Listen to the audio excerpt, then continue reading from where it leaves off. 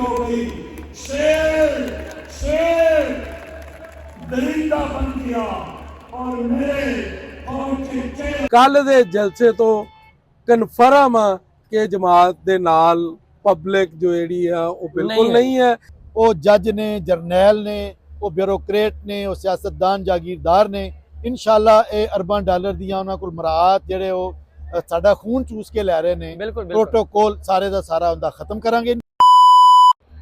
अस्सलाम वालेकुम मेरे सज्जनों तो मित्रों की हाल तुहाडा मैं तुहाडा अपना यार बेली सज्जन मुअज़्ज़म जट ते सज्जनों अज असी धोबी घाट जलसे दे विच मौजूद हाँ। अज जलसा वा जमाते इस्लामी दा और फैसलाबाद दे विच कल बड़ा पावर शो सी नून लीग दा ते जनाब अज वेखदे हां जेड़ा जमाते इस्लामी दा जलसा होएगा किदां दा होएगा, किन्नी आवाम आएगी और नाले इत्थे दे जेड़े ज़िलई अमीर आ उन्हां नाल भी गलबात करांगे ते कोशिश करांगे जमाते इस्लामी दे जेड़े सराजुल हक साहब आ उन्हां नाल भी गलबात करके करांगे कोशिश। अगर उन्हां नाल गलबात होगी तो जनाब वो भी तुहानूं दस्सांगे और उन्होंने की फैसलाबाद आके खिताब किया वो भी दस्सांगे। तुसीं मेरे नाल रहो, आ जाओ आपां चलदे आ जेड़े ज़िलई अमीर आ या जेड़े जलसे दे बारे तुहानूं दस्सां। लो जनाब गल इदां वा कि अज कल तुहानूं पता कि फैसलाबाद धोबी घाट ग्राउंड दे विच नवाज शरीफ दा जलसा सी ते जनाब अज जमाते इस्लामी दा जलसा धोबी घाट ग्राउंड च हो रहा। तैयारियां बड़ियां भरपूर हो गई वा, स्टेज सज गया वा, कुर्सियां सज गई वा ते जनाब साडे इत्थे मौजूद ने जमाते इस्लामी दे अमीर महबूब जुमा भट्ट साहब ते उन्हां नाल असीं गलबात करके पुछदे हां कि जनाब अज तुसीं फैसलाबाद दे विच जलसा रख रहे हो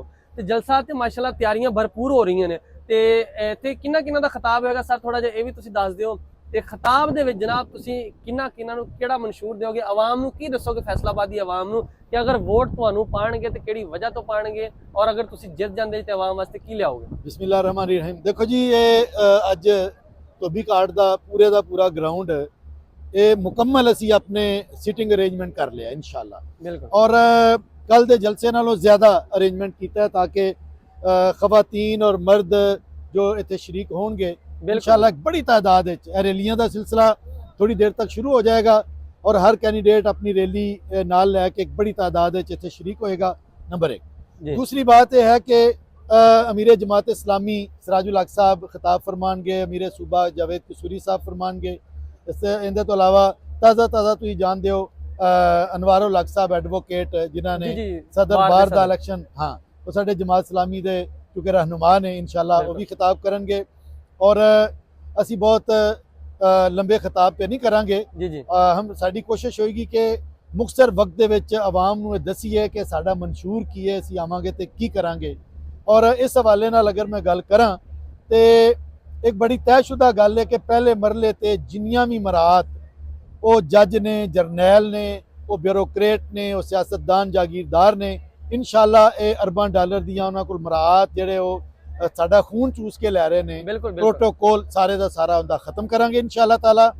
और दूसरा इंशाअल्लाह ताला ए जेड़ा IPPs दे नाम तो अनेर नगरी मचा रखी है और अरबां डॉलर उन्हां दे कोल चले जांदे ने और सानू कुछ भी नहीं मिलता। इन असर इन्हों देखा जाएगा और आवाम को रिलीफ इंशाअल्लाह ताला पहुँचाया जाएगा। जिदा कि सर कल नवाज शरीफ ने खिताब बस 2-4 मिनट दी कीता तो उन्होंने ये कहा जी मैं मोटरवे बना दूंगा, मोटरवे पहले बनिया वा, मैं IT यूनिवर्सिटी बना दूंगा और जनाब हाले तक वो जगह तोड़ के सिटी सैनमे के नाल कुछ नहीं है। वो अजला का पहले तो इन्हों का ही सीगा कि जो IT यूनिवर्सिटी बनावांगे वो जगह दुकाना घर तोड़ दिते, आवाम को जलील कर दिता। उन्होंने तो कल सिर्फ आवाम को ड्रामाबाजी की, आवाम इन्नी सज के 2 मिनट खलो के जल्दी निकलन की पई सी। उन्होंने की जल्दी यहो जी की सी? तुहाडा की लगता जो कल नवाज शरीफ का बयान सीगा ਉਹਦੇ बारे तुसीं की कहंदे हो? देखो जी अजमाया नूं मुड़ अजमाना अच्छा ये बेवकूफ़ी है। बिल्कुल मैं समझना कि उन्होंने इन्ना वक्त इत्थे गुजारिया है अगर पहला कुछ नहीं कर सके और आवाम दे दुखा इजाफा होया है और महंगाई इजाफा 1.5 साल इन्होंने शहबाज शरीफ साहब अगर मुस्लिम लीग और नून और बाकी पार्टियां ने तो सानू तो इन्होंने 1.5 साल दे विच आवाम नूं रुआ दिता। बिल्कुल रुआ दिता। इंशाअल्लाह ताला आवाम इन्हां तो छुटकारा हासिल करना चाहते हैं। ये फरेब विच इंशाअल्लाह आवाम नहीं आएंगे और तराजू ते मोहर ला के इंशाअल्लाह 8 तारीख को आवाम साबित करेंगे पाकिस्तान दे भी और आवाम फैसलाबाद दे भी कि इंशाअल्लाह ताला जमात इस्लामी ही असल हल है। लो जनाब जमात इस्लामी ही असल हल है। ये 8 तरीक को पता लगेगा जमात इस्लामी हल है या नहीं और देखा जाएगा फैसलाबादी आवाम किहदे वल जांदी है, किनू वोट पाती है तो नहीं। बाकी जलसा हाले शुरू नहीं होया, जलसा शुरू होंदा वा, आवाम आंदी है तो फिर तुहानूं वो भी दिखावांगे आवाम किन्नी पहुंची सी इत्थे, किन्ना दा खिताब वो भी तुहानूं दसांगे ते तुसीं साडे नाल रहो। आज फिर के चल मुस्लिम लीग है आज फिर कहते हैं हमें एक और बारी दो, आज फिर कहते हैं शेर को रुका दो। शेर ने तो हमारा खून पिया, हमारा गोश्त खाया, हमारे हड्डियां चबाई। शेर ने सिरमिल को खाया, PIA को खाया, PTCL को खाया, वादा को खाया, कारखानों को हजम किया और शेर का पेट नहीं भरा। इतना मोटा हो गया है, इतना तगड़ा हो गया है, शेर मोटा हो गया और कौम दुबली और पुतली हो गई। शेर शेर दरिंदा बन गया और मेरे कौम के चेहरे को देखे नीले पीले बन गए, बीमार बन गए।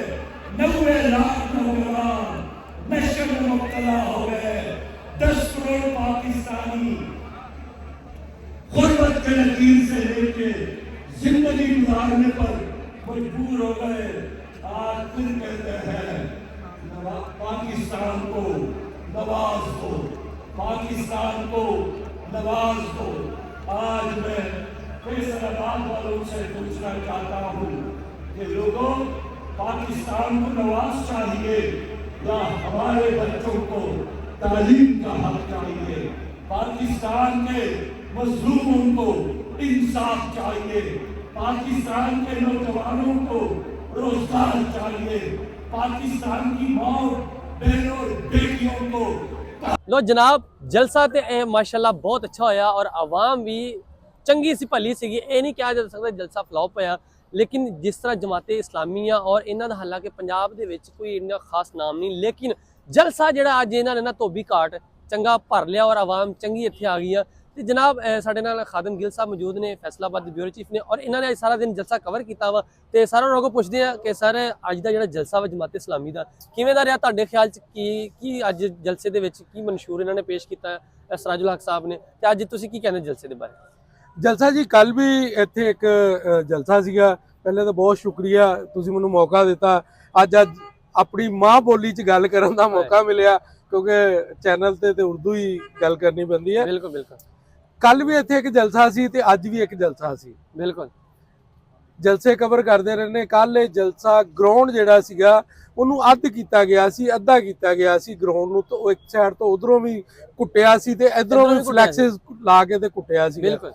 ਅੱਜ ਗਰਾਊਂਡ ਤੁਸੀਂ ਦੇਖ ਸਕਦੇ ਹੋ, ਪੂਰੇ ਗਰਾਊਂਡ ਦੇ ਵਿੱਚ ਉਹਨਾਂ ਨੇ ਕੁਰਸੀਆਂ ਲਾਈਆਂ, ਖਾ ਥੋੜੀਆਂ ਲਾਈਆਂ, ਲੇਕਿਨ ਮੈਂ ਸਮਝਦਾ, ਜੋ ਮੈਂ ਦੇਖਿਆ ਕੱਲ ਵੀ ਮੈਂ ਇੱਥੇ ਦੇਖਿਆ ਸੀ, ਅੱਜ ਵੀ ਦੇਖਿਆ, ਮੈਂ ਦੇਖਿਆ ਜੋ ਮੈਨੂੰ ਨਜ਼ਰ ਆਇਆ ਉਹ ਕੱਲ ਨਾਲੋਂ ਇਹ ਅੱਜ ਵਾਲਾ ਜਲਸਾ ਜਿਹੜਾ ਆ ਉਹ ਜ਼ਿਆਦਾ ਕਾਮਯਾਬ ਸੀਗਾ। ਕਿਉਂ? ਨੂਨ ਲੀਗ ਉਹਨੇ तमाम ਫੈਸਲਾਬਾਦ ਦੇ ਜਿੰਨੇ ਹਲਕੇ ਨੇ 10 ਕੌਮੀ ਦੇ 21 ਸੂਬਾਈ ਦੇ, ਬਿਲਕੁਲ ਇੱਕ ਬੰਦਾ ਅਗਰ ਇੱਕ ਉਮੀਦਵਾਰ ਟਿਕਟ ਹੋਲਡਰ 500 ਬੰਦਾ ਲੈ ਕੇ ਆਂਦਾ ਤੇ ਕਿੰਨੇ ਹਜ਼ਾਰ, ਇਹ ਗਰਾਊਂਡ ਕੀ ਹੈ ਕਚਾਰੀ ਅਮੀਪੁਰ ਬਾਜ਼ਾਰ, ਚਿਨੋੜ ਬਾਜ਼ਾਰ ਤੱਕ ਆਵਾਮ ਹੋਣੀ ਸੀ। ਲੇਕਿਨ ਮੈਂ ਸਮਝਦਾ ਕਿ ਇਲੈਕਸ਼ਨ 8 ਫਰਵਰੀ ਨੂੰ ਪਤਾ ਨਹੀਂ ਕੀ ਹੋਣਾ, ਲੇਕਿਨ ਕੱਲ ਦੇ ਜਲਸੇ ਤੋਂ ਕਨਫਰਮ ਆ ਕਿ ਜਮਾਤ ਦੇ ਨਾਲ ਪਬਲਿਕ ਜੋ ਜਿਹੜੀ ਆ ਉਹ ਬਿਲਕੁਲ ਨਹੀਂ ਹੈ, ਆਵਾਮ ਜਿਹੜੀ ਆ ਉਹਦੀਆਂ ਹਮਦਰਦੀਆਂ ਬਿਲਕੁਲ ਨਹੀਂ ਹੈ। 8 ਫਰਵਰੀ ਨੂੰ ਕੀ ਹੋਣਾ ਮੈਂ ਇਹਦੀ ਕੋਈ ਗਾਰੰਟੀ ਨਹੀਂ ਦੇ ਰਿਹਾ, ਬਿਲਕੁਲ, ਲੇਕਿਨ ਪਬਲਿਕ ਇਹਨਾਂ ਦੇ ਨਾਲ। ਤੇ ਸਰ ਅੱਜ ਦਾ ਤੁਸੀਂ ਕੀ ਕਹਿੰਦੇ, ਸਰਾਜੁਲ ਹਕ ਨੇ ਫੈਸਲਾਬਾਦ ਦੀ ਜਿਹੜੀ ਆਵਾਮ ਆ ਉਹਨਾਂ ਨੂੰ ਕੀ ਆਪਣਾ ਦੱਸਿਆ ਕਿ ਅਗਰ ਤੁਸੀਂ ਵੋਟ ਸਾਨੂੰ ਪਾਉਂਦੇ ਜੇ, ਅਗਰ ਸਾਡੀ ਜਮਾਤ ਬਣ ਜਾਂਦੀ ਆ ਤੇ ਅਸੀਂ ਤੁਹਾਨੂੰ ਕੀ ਦੇਵਾਂਗੇ? ਸਰਾਜ, ਇਹ ਜਮਾਤ ਜਿਹੜੀ ਆ ਹਮੇਸ਼ਾ ਤੋਂ ਇਹਨੇ ਇਸਲਾਮ ਦੀ ਗੱਲ ਕੀਤੀ ਹੈ, ਇਸਲਾਮ ਦੇ ਬਾਰੇ ਹੀ ਬੋਲੇ ਨੇ। ਅੱਜ ਵੀ ਉਹਨਾਂ ਨੇ ਉਹੀ ਕਿਹਾ ਹੈ ਕਿ ਉਹ ਇੱਕ ਨਾਰਾ ਲਾ ਰਹੇ ਸੀ ਕਿ ਇੱਕ ਜਮਾਤ ਦੇ ਲੀਡਰ ਦਾ ਨਾਂ ਲੈ ਕੇ ਕਿ ਉਹ ਨਹੀਂ ਇਸਲਾਮ। ਬਿਲਕੁਲ ਠੀਕ ਹੈ, ਮੈਂ उस लीडर का नाम लिया क्योंकि कल इतने नारे लगे सी कि हमें वो चाहिए, लेकिन अज जो इन्होंने कहा जी कि अगर साड़ी जमात बरसरे इकतदार आती है, सानू हुकूमत मिलती है तो असी इस मुल्क च इस्लामी निज़ाम जिहड़ा आ उन्होंने कोशिश करांगे कि वो इस्लामी निज़ाम आ जाए।